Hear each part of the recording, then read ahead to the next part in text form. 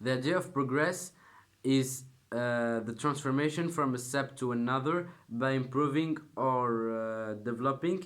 It can touch many fields and makes of the world a better place.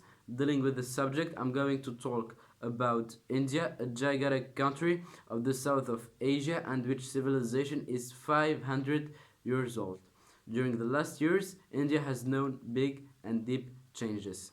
So the question of the day: to what extent India is a country of contradictions? So at the first part, we're going to talk about the dark face of India that everyone knows. At the second part, we're going to talk about the big changes that happened in India and that made of it a big country. So, at the first of all, we all know India as a country overpopulated. 1.3 billion of Indians live there, and by 2025, it could be the most populated country in the world. Also, India is known as a poor country.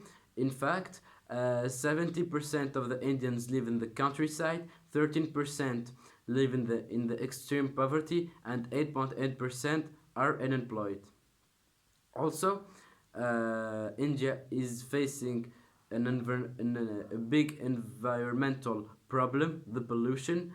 We can see the example of the Ganga River, which is the holy river of India, but which is very polluted, which presents a contradiction.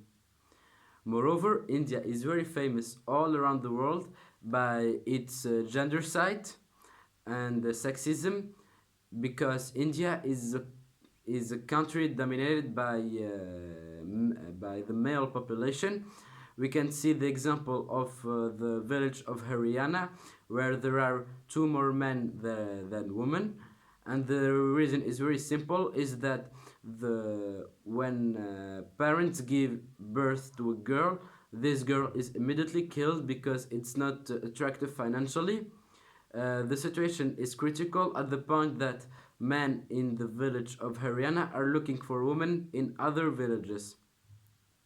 Finally, the brain drain in India is a very current phenomenon, and which poses social and economical problems in India. And finally, India is the country that employs the most children in the world. However, in the last years, India has known big changes in the economical, social sectors, but also in the mentalities. So, concerning the economical changes, we can see that India has developed the concept of the microcredits. So, the microcredits is the action of giving small loans to some persons to open a project. And what is impressive is that these microcredits concern essentially women, so that they can open a project. Also, India is the first cinema industry all around the world through Bollywood, and we all know it, and Tollywood also, which is less famous. However, we're not talking about the quality of this production, but about the quantity. Also, the engine industry is really developing all around the world and becomes really famous.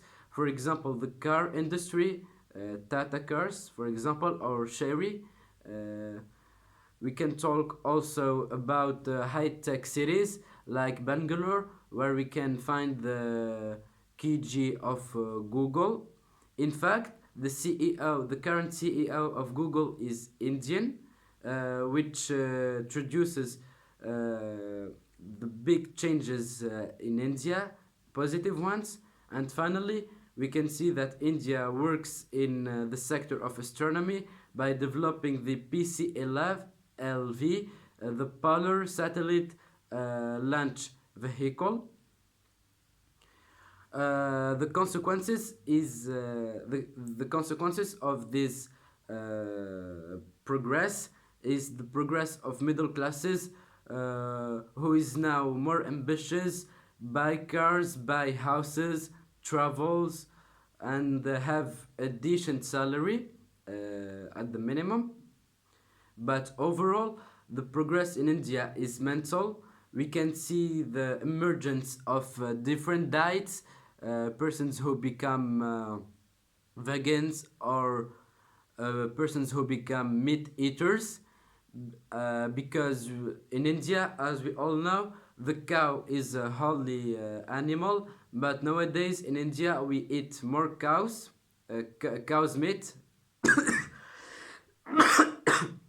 sorry, but also we can see the emergence of divorce, which was really rare some years ago.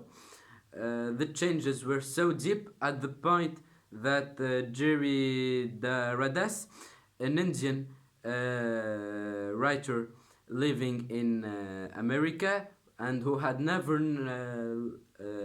been in India in his life, was surprised when he went for the first time in India and has the big changes that this country has known, and he expressed that in 2009 in the New York Times.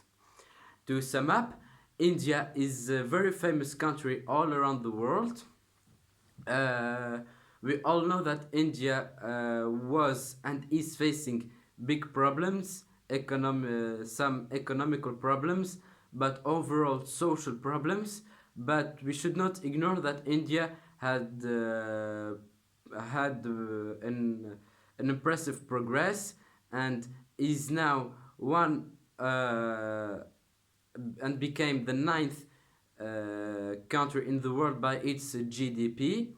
The consequences we can see, for example, is that the traditions and the impact of the religion is less influent but is omnipresent.